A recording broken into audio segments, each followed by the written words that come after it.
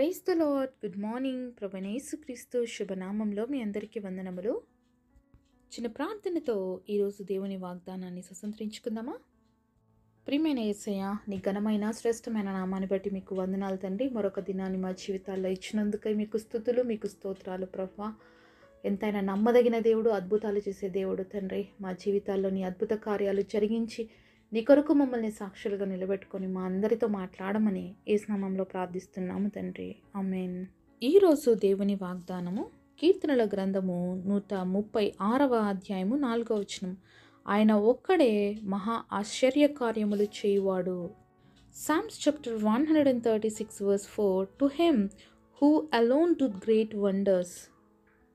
దేవుడిచ్చినటువంటి అద్భుతమైన వాగ్దానం మనందరి జీవితంలో నెరవేర్చబడును గాక. ఆమేన్. ఈరోజు మీ జీవితంలో ఏ విషయాన్ని బట్టి మీరు ఎదురు చూస్తున్నారండి అద్భుతం జరగాలని? దేవుడికి అసాధ్యమైనది ఏదీ లేదు. ఎందుకంటే ఆయన ఏమైనా చేయగలడు. ఆయన శక్తివంతుడు, ఆయన సమర్థవంతుడు, ఆయన సర్వ సృష్టికి ఆధారభూతుడు. కాబట్టి ఆయన మాత్రమే చేయగలడండి మహా ఆశ్చర్య కార్యాలు. ఏం కార్యాలు చేస్తాడు మన దేవుడు? నార్మల్ కార్యాలు కాదండి, మహా ఆశ్చర్య కార్యాలు చేయటానికి ఆయన శక్తివంతుడు. మరి ఇశ్రాయేలు ప్రజలు బానిసత్వంలో ఉన్నారండి ఐగుప్తు దేశంలో. అలాంటి సమయంలో ఒక ఆజ్ఞ వచ్చింది. ఏమని తెలుసా? ఇశ్రాయేలు ప్రజలు ఎంతో విస్తరిస్తున్నారు. దేవుడు ఆశీర్వదించిన బిడ్డలు కాబట్టి వాళ్ళు ఫలిస్తున్నారు, అభివృద్ధి చెందుతున్నారు ఐగుప్తు దేశంలో. అది చూసిన ఐగుప్తులు భయపడిపోయారు అనమాట. వీళ్ళు ఇలాగే కానీ విస్తరించిపోతే రేపు మన మీద తిరగబడతారు, కాబట్టి మనం ఏదో ఒకటి చేసి వీళ్ళు విస్తరించకుండా చేయాలని చెప్పేసి చాలా ప్రయత్నాలు చేశారండి. అయితే దేవుడు వాళ్ళు అభివృద్ధి చెందకూడదు, విస్తరించకూడదని చేస్తున్న ప్రయత్నాలన్నింటిలో కూడా దేవుడు ఇంకా వాళ్ళని ఆశీర్వదిస్తున్నప్పుడు ఇజ్రాయెల్ ఇంకా అధికముగా అయిపోతూ వచ్చారు. అలాంటి సమయంలో వాళ్ళు తీసుకున్న నిర్ణయం ఏంటంటే, ఇజ్రాయెల్లో పుట్టేటువంటి ప్రతి మగ బిడ్డని చంపేసేయాలి అనేటువంటి మరొక రూల్ పాస్ చేశాడు అక్కడున్న ఫరో. ఎంత దయనీయమైన పరిస్థితి అంటే, బిడ్డల్ని కనడం మగపిల్లలని తెలిస్తేనే వెంటనే చంపేసి పడేస్తున్నారండి. అలాంటి పరిస్థితుల్లో, అలాంటి సమయంలో మోషే జన్మించాడండి. మోషే యొక్క తల్లిదండ్రులు అమ్రాము, యొక్కెబేదు. అయితే తల్లి ఏం చేసిందంటే, మోషే తల్లి ఆ బిడ్డని వెంటనే దాచిపెట్టేసింది. పుట్టిన వెంటనే దాచిపెట్టేసేసి 3 నెలల వరకు జాగ్రత్తగా కాపాడుకుందండి.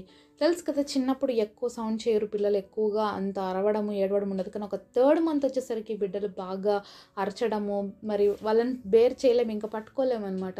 సో ఇంకా 3 నెలలు వచ్చేసరికి తల్లికి దాచడానికి ఇంకా శక్తి సరిపోలేదన్నమాట. ఎంతో బాధతో, ఎంతో వేదనతో ఆ తల్లి దేవుడి సన్నిధిలో ప్రార్థించింది. ఆ యొక్క కుమారుడు కోసము ఒక జమ్ముపెట్ట తీసుకొని వచ్చి ఆ జమ్ముపెట్టలో మోషేని వాళ్ళమ్మ పెట్టేసిందనమాట. పెట్టేసిన తర్వాత నైలు నదిలోకి వదిలిపెట్టేశారండి. ఆ సమయంలో ఎంత బాధపడిందో ఆ తల్లి, ఎంత వేదన చెందిందో. ఎందుకంటే ఆ నదిలో విడిచిపెడితే ఎక్కడికి కొట్టుకుపోతాడో కూడా తెలియదు ఆ బిడ్డ. ఎంతో కన్నీటితో, బాధతో దేవుడి సన్నిధిలో ప్రార్థన చేసి ఆ తల్లి విడిచిపెట్టింది. వాళ్ళ అక్క అయినటువంటి మిరియాంకి చెప్పింది, నువ్వు కాపలా కాయి, నువ్వు చూస్తూ ఉండు, ఈ యొక్క బాస్కెట్ ఎక్కడికి కొట్టుకొని పోతుందో నీళ్ళల్లో అని చెప్పేసి దేవుడి సన్నిధిలో వాళ్ళు ప్రార్థన చేస్తూ ఉన్నారు. ఒకసారి మనం నిర్గమకాండము 2వ అధ్యాయం 5వ వచనంలో చూసినట్లయితే, ఫరో కుమార్తె స్నానము చేటుకు ఏటికి వచ్చెను. ఆమె పనికత్తెలు ఏటి ఒడ్డున నడుచుచుండగా ఆమె నాచులోని ఆ పెట్టెను చూచి తన పనికత్తెను నొకతిని పంపి దాన్ని తెప్పించి తెరచి ఆ పిల్లవాని చూచినప్పుడు ఆ పిల్లవాడు ఏడ్చుచుండగా చూచి వాని యందు కనికరించి, వీడు హెబ్రీల పిల్లలోను ఒకడనెను. మన దేవుడు మహా ఆశ్చర్య కార్యములు చేసే దేవుడు అని ఖచ్చితంగా మనం రుజువు చూస్తున్నామండి. ఏ నైలు నదిలో వీళ్ళు ఒక జమ్ముపెట్టలో మోషేని పెట్టేసి వదిలేశారో నీళ్ళలో, అక్కడ ఈ జమ్ముపెట్ట ఎక్కడికి వెళ్ళిందంటే, ఇప్పుడు ఆ యొక్క ఫరో కుమార్తె స్నానం చేయడానికి వచ్చిందంట ఆ యొక్క నదిలోకి. అక్కడ ఈ జమ్ముపెట్ట ఉండడం చూసి పనికత్తెలు పంపించి ఆమె తీసుకురమ్మని చెప్పినప్పుడు ఆ జమ్ముపెట్ట ఓపెన్ చేస్తే అందులో బిడ్డ ఏడుస్తూ ఉన్నాడు. ఆ ఏడుస్తున్న బిడ్డను చూసినప్పుడు ఆ యొక్క ఫరో కుమార్తెకు చాలా కనికరం కలిగింది. తెలుసు ఆ పిల్లోడు ఎవరు తెలుసా? హెబ్రీలు, వాళ్ళ నాన్నకి శత్రువు, వాళ్ళ నాన్న చంపేయమని చెప్పినటువంటి పిల్లలు. అయితే ఆ బిడ్డను చూసినప్పుడు ఈమెకి కనికరము కలిగింది. ఒక వ్యక్తి పట్ల ఎవరికైనా కనికరము కలిగించేవాడు ఎవరు అంటే దేవుడు మాత్రమేనండి. ఆ రోజు ఫరో కుమార్తె ఆ యొక్క జమ్ము పెట్ట ఓపెన్ చేసినప్పుడు ఫరో కుమార్తెకి ఏడుస్తున్న బిడ్డను చూసి జాలి కాదండి కలగాల్సింది. కోపము, ఇంకా ద్వేషము. మా నాన్న ద్వేషించాడు కాబట్టి నేను కూడా ద్వేషించాలి అన్న మనస్తత్వంతో చూసిన వెంటనే చంపి పారేసి ఉండాల్సింది ఆ ఫరో కుమార్తె. ఎందుకంటే అంతగా మరి ఐగుప్తీయులకి ఇజ్రాయెల్ అంటే మరి అసహ్యత పుట్టింది. అలాగే వాళ్ళకెంతో మరి కోపంతో రగిలిపోతున్నారు వీళ్ళు విస్తరిస్తున్నారని. అయితే అలాంటి సమయంలో మరి దేవాది దేవుడు మోషే పట్ల ఆ యొక్క ఫరో యొక్క కుమార్తెకి మంచి మనసునిచ్చాడు అంటే ఆలోచించండి దేవుడు ఎంత గొప్పవాడు అని. ఎవ్వరైనా ఊహిస్తామా అండి? ఒక నైలు నదిలో కొట్టుకుపోవాల్సిన బిడ్డ ఎక్కడికి వెళ్ళిపోతాడో, మరణించాల్సినటువంటి ఆ బిడ్డ ఏ శత్రువు చేతికైతే దొరకకూడదని చెప్పేసి వాళ్ళమ్మ దాచిపెట్టిందో ఆ శత్రువు చేతికి చిక్కినప్పటికీ కూడా శత్రువుల హృదయంలో కూడా జాలి పుట్టించినటువంటి గొప్ప దేవుడండి మన దేవుడు. ఒకసారి మనం కీర్తనల గ్రంథము 23వ అధ్యాయం 5వ వచనం చూసినట్లయితే, నా శత్రువులు ఎదుట నీవు నాకు భోజనం సిద్ధపరచెదవు. మరి భక్తుడైనటువంటి దావీదు అంటున్నాడు, అయ్యా నా శత్రువుల ఎదుట నువ్వు నాకు భోజనం సిద్ధపరుస్తావని. అవునండి, అదేవిధంగా మనం చూస్తున్నాం మోషే జీవితంలో శత్రువులు చంపివేయబడాల్సిన శత్రువు చేతిలో ఇప్పుడు ఏమైపోయినాడంటే కనికరాన్ని పొందుకున్నాడండి. అంత మాత్రమే కాదు, నిర్గమకాండము 2వ అధ్యాయం 7వ వచనంలో చూసినట్లయితే, అప్పుడు వాని అక్క ఫరో కుమార్తెతో, నీ కొరకు ఈ పిల్లవాన్ని పెంచుటకు నేను వెళ్ళి హిబ్రీ స్త్రీల్లో ఒక దాదిని పిలుచుకొని వత్తునా అనెను. అందుకు ఫరో కుమార్తె వెళ్ళమని చెప్పగా చిన్నది వెళ్ళి ఆ బిడ్డ తల్లిని పిలుచుకొని వచ్చాను. ఎంత అద్భుతమైన దేవుడు కదండి. మరి మిరియం డైరెక్ట్గా వెళ్ళి ఫరో కుమార్తెను అడుగుతుంది, హెబ్రీయులలో ఎవరినన్నా పిలుచుకురమ్మంటావా ఈ బిడ్డను పెంచడానికి నీకోసం దాదిని అంటే ఆమె సరే అని చెప్పిందండి. అంటే మోషేని పెంచుకోవడానికి ఫరో కుమార్తె రెడీ అయింది. మరి ఎంత అద్భుతాలు చేసే దేవుడు అంటే మన దేవుడు. ఒక్కసారి ఆలోచిస్తే ఇక్కడ ఊహకు కూడా అందదండి. ఎందుకంటే చంపివేయవలసినటువంటి మరి ఆ యొక్క మనుషుల చేతిలో పెంచబడ్డానికి దేవుడు కృపనిచ్చాడు. అంతేకాదు మరి ఏ తల్లి అయితే రోధిస్తూ బాధపడుతూ తన కుమారుడిని నైలు నదిలో విడిచిపెట్టింది, ఇప్పుడు తిరిగి ఆ తల్లి చేతికి తన బిడ్డను అప్పగించాడు. అంతేకాకుండా ఆ బిడ్డని పెంచుతున్నందుకు కూడా ఆ తల్లికి కొంచెం డబ్బు కూడా వచ్చిందనమాట. ఎంత గొప్ప దేవుడు.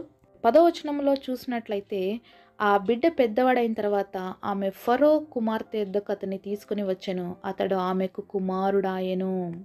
ఆమె నీటిలో నుండి ఇతని తీసి తినని చెప్పి అతనికి మోషే అను పేరు పెట్టాను.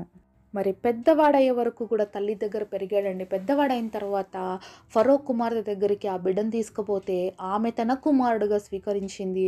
మోషే అని పేరు పెట్టింది. మరి మోషే వాళ్ళ అమ్మ కాదండి, మరి ఫరో కుమార్తె పెట్టింది పేరు మోషేకి. నీటి నుంచి తీయబడినాడు కాబట్టి మోషే అని పిలిచిందనమాట.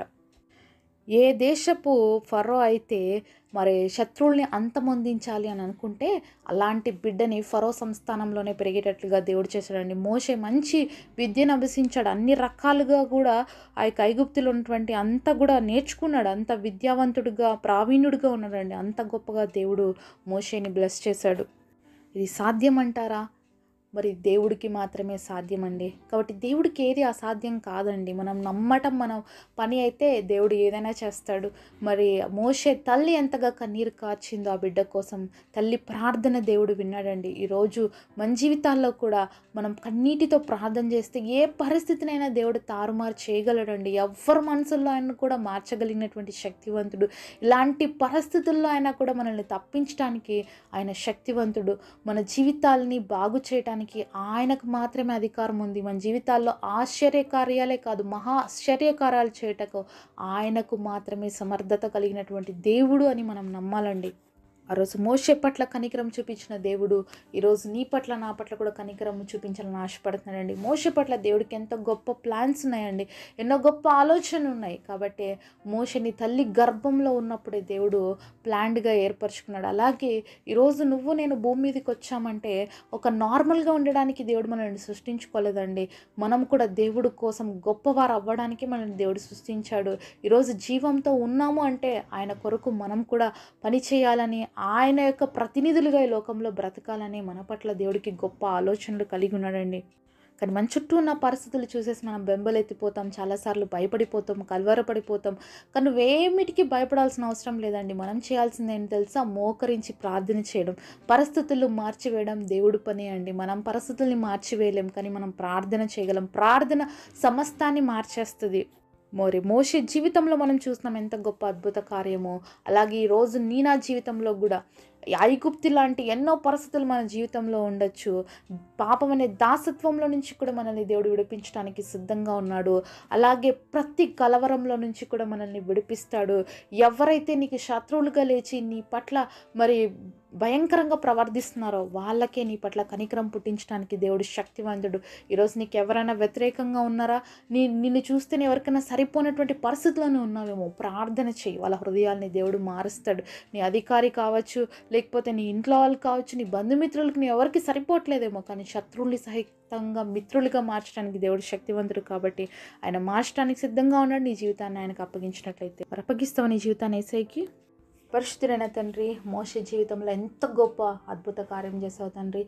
ఈరోజు మా బిడ్డల జీవితాల్లో ఎవరు ఏ పరిస్థితిని బట్టి మీ మహా అద్భుత కార్యం కోసం ఆశతో ఎదురు చూస్తున్నారో ప్రతి ఒక్క బిడ్డ జీవితంలో మీ కార్యాలు జరిగించి మీ నామానికి మహిమ తెచ్చుకోమని యేసు నామములో ప్రార్థిస్తున్నాము తండ్రి. ఆమేన్.